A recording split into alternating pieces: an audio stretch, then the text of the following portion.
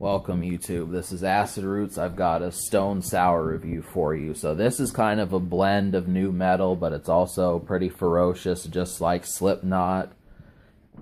And it's brought to you by the lead vocalist of Slipknot. So this is Corey Taylor, and I'm going to describe some of the backdrop of this group. So after Slipknot in 1999 came out, after the tour in 2000, Josh Rand and him started working and writing songs, and they realized that this group needs to release some music. Now, the band was actually formed prior to the year 2000, but this is where things started to get serious.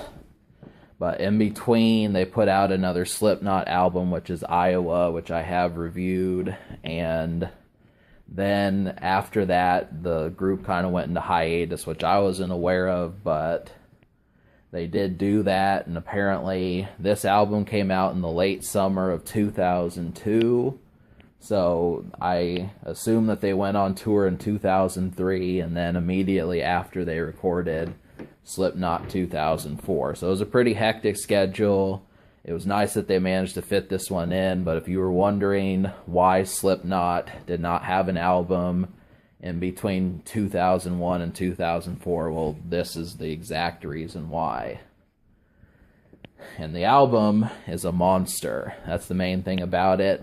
I have been trying to record this album since I had my old computer, and it was going to go up in the summer, but it was kind of a difficult listen at first, but it's definitely gone down a lot easier now, so this is definitely a monster.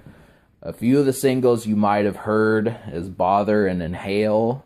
Bother is kind of a real softer song that was featured on the Spider-Man soundtrack, and that one is, I'm not really digging that song, but it serves its purpose. You know, it's just supposed to be the radio song, the song that gets the record to sell.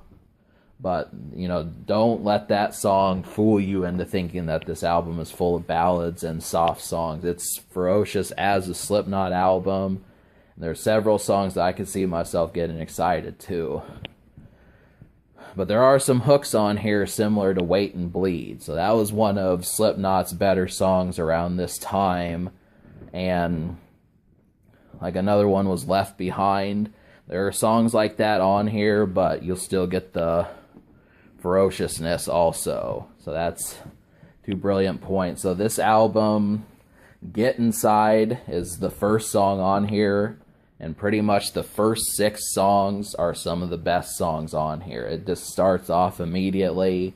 You don't have to go to song 7. You don't have to go to song 9. It's right there. So, Get Inside is one of the best songs on here, and it was a single. Orchids is number 2. I noticed that one is another one folks like.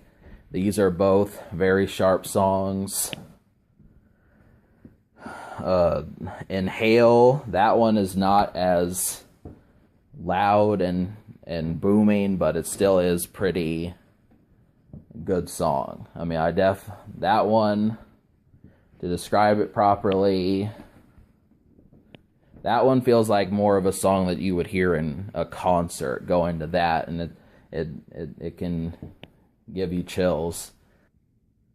Yeah, so the songs that you're going to like, out of 12 songs, there's actually 13, but one is just kind of someone talking. So here are the 10 songs that you need to hear, I think. 10 or 9 songs. Get Inside, Orchids, Inhale, Idle Hands, Cold Reader, Blotter, Monolith, Choose, Blue Study, and Tumult. Now I'm going to describe the favorites that I had. Idle Hands is one of such songs. This is one of the best songs on here. Same with Cold Reader and Choose.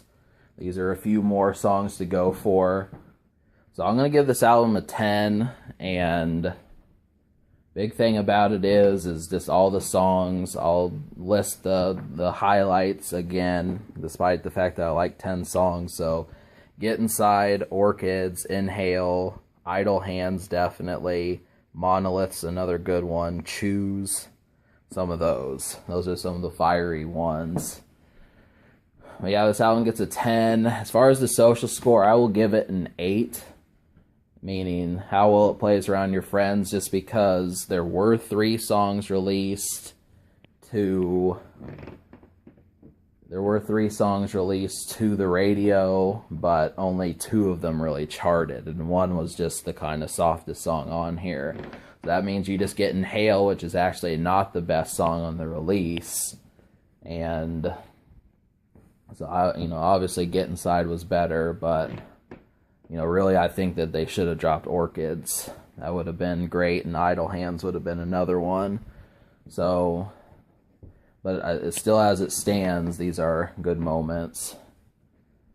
And can this record be topped? I think the answer is not really. This is just like a secret Slipknot album. You might as well fuck with this. And the next thing is between, Corey Taylor has to juggle Slipknot and Stone Sour. So both of these, there was a Slipknot album in 2014. I assume that there will be another one soon, but there was also a Stone Sour album in 2013. So we're getting ready to get 2 albums right around the same time. So we'll probably get both of these groups coming out with music in the future, unless some breakup happens, but that doesn't seem the most likely scenario. But yeah, this album gets a 10 and an 8 social. Subscribe for more fun.